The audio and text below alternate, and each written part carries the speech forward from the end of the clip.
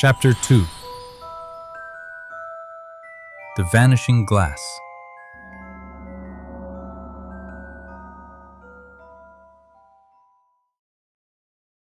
Almost 10 years have passed since the Dursleys first discovered Harry Potter on their front doorstep. Dudley is no longer a baby. He is now a large, blond boy of nearly 11. Inside the Dursley home, it is almost as if Harry does not exist. There are not any photos of him anywhere, yet Harry Potter is still there. Up! Get up! Now, let's go! Harry wakes up suddenly at the sound of his aunt screaming and banging on the door. He tries to cling to the dream he was just having. It was a good dream, featuring a flying motorcycle. He feels like he has had that exact same dream many times before. I'm awake, Harry calls out. Well, get up! I want you to cook breakfast and don't burn the bacon. I want everything to be perfect. Don't forget, it's Dudley's birthday. Dudley's birthday. Of course, Harry had completely forgotten. He gets dressed and opens the door to his bedroom. He sleeps in a small, dark cupboard under the stairs. It resembles a storage space far more than a bedroom. Harry is small and skinny for his age, likely a consequence of living in that cramped enclosure. The only clothes he wears are the oversized hand-me-downs that Dudley has discarded. Harry has a thin face, messy black hair, and bright green eyes behind a pair of round glasses. Because Dudley is a relentless bully, Harry's glasses have been broken many times and are now held together with plenty of tape. The only physical feature Harry actually likes is the faint, lightning bolt-shaped scar on his forehead, which he has had for as long as he can remember.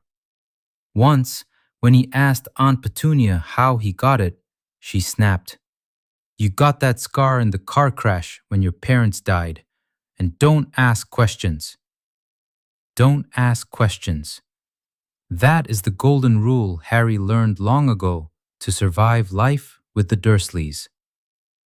While Harry is busy cooking, Dudley marches into the kitchen with his parents. Dudley bears a striking resemblance to Uncle Vernon. A large, pink face, almost no neck, watery blue eyes, and thick blonde hair atop his heavy head. While Aunt Petunia claims Dudley looks like a baby angel, Harry secretly thinks he looks more like a pig wearing a wig. Suddenly, the telephone rings. Aunt Petunia has a brief, hurried conversation on the other line. Mrs. Fig has broken her leg. She can't watch him, Aunt Petunia says, glancing pointedly at Harry. Dudley looks horrified. This sudden development means Harry has to tag along with the family on their birthday outing. Aunt Petunia looks at Harry as if he were some hideous creature, and Uncle Vernon looks furious. But Harry feels a sudden rush of excitement. "You can leave me here," Harry offers eagerly. "I won't break anything." He actually likes the idea of spending the afternoon away from the Dursleys. It feels almost like a vacation. "I suppose we have to take him with us." Aunt Petunia sighs angrily. "We can just leave him in the car." "But it's my special day," Dudley wails, though he isn't genuinely crying. He merely uses tantrums to grab his parents' attention and get his way. "I don't want him to come." Despite the complaints, they have no alternative. Uncle Vernon turns to Harry with a stern warning. "I'm warning you, boy. You'd better behave at the zoo, or I'll lock you in your cupboard until the new year." "I'll behave, I promise," Harry replies, though Uncle Vernon doesn't believe a word of it. In the Dursley household, nobody ever believes Harry. To Harry's surprise, he actually has a wonderful time at the zoo. Easily the best morning he has had in ages. But deep down, he knows a perfect day like this cannot last. The Reptile House. After lunch, the family visits the reptile house. It is cool and dimly lit inside, lined with enclosures filled with lizards, snakes, and other scaly creatures. Dudley demands to see the largest, most dangerous snake in the building. A massive boa constrictor, so huge it could wrap around Uncle Vernon's car twice and crush it like a toy.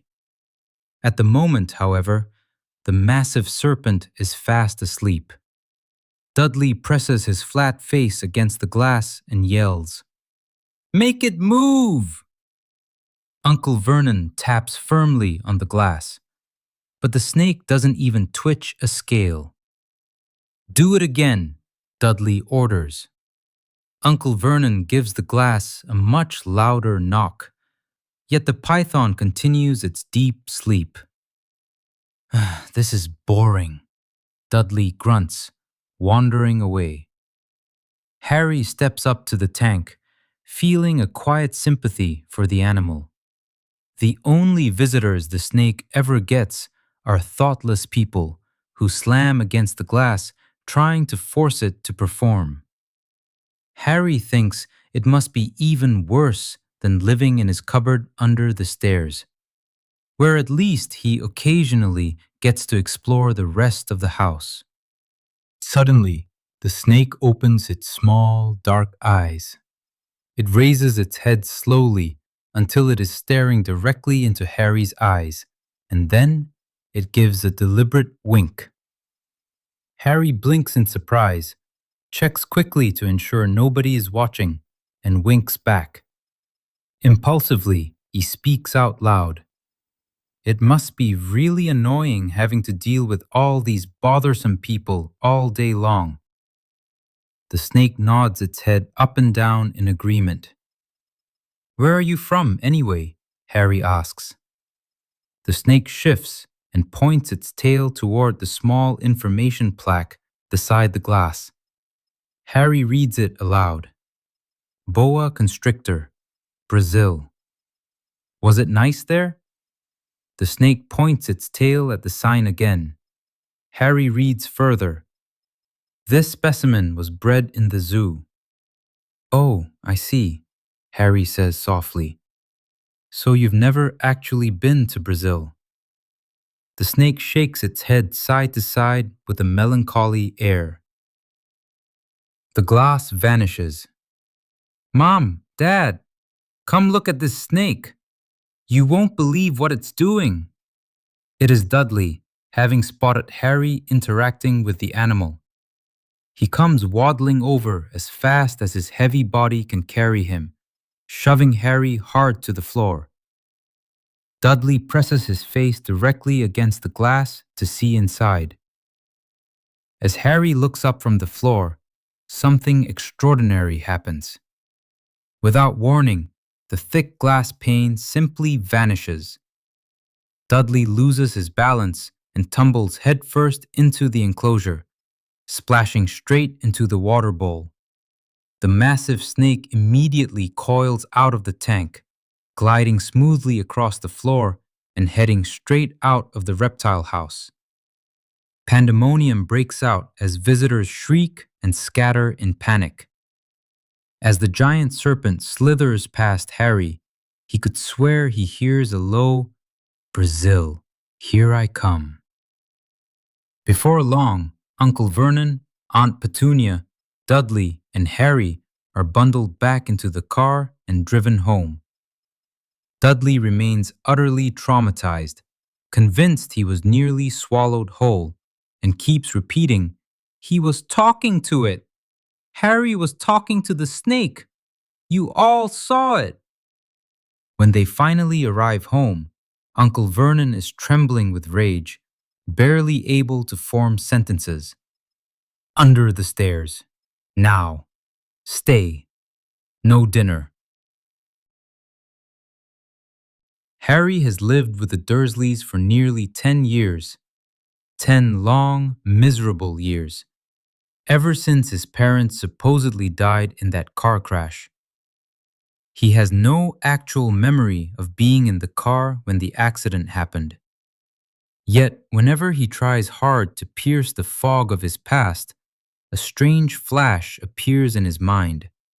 A blinding green light, accompanied by a sharp, burning pain on his forehead. Harry assumes this must be a distant echo of the crash, though the green light makes no sense to him.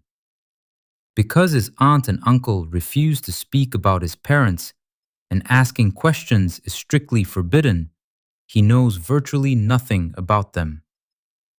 Isolated and lonely, Harry has spent countless hours dreaming of someone, some unknown family, appearing out of nowhere to rescue him. But that day has never come. The Dursleys remain his only reality. Even so, strange occurrences continue to follow him. Passers-by on the street occasionally approach him, very peculiar strangers indeed. They look at him with intense familiarity, waving as if they know him well. Once, an old man in a long purple coat even shook his hand without saying a word, only to vanish into thin air the moment Harry looked closer. At school, he remains an outcast. Because Dudley rules the schoolyard like a tyrant, nobody dares associate with the strange boy in oversized clothes who wears broken, taped-up glasses. Yet, as Harry sits alone in the dark of his cupboard, he senses that there is a much larger world waiting for him just beyond his reach. Thank you so much for listening to this story with me. I hope you enjoyed this magical adventure and learned some new English words. My name is Raskoff, and I'm very happy to share these stories with you. If you want to support this channel and help me make more videos, please don't forget to like this video, subscribe, and share it with your friends who also want to learn English. See you in the next chapter. Have a wonderful day.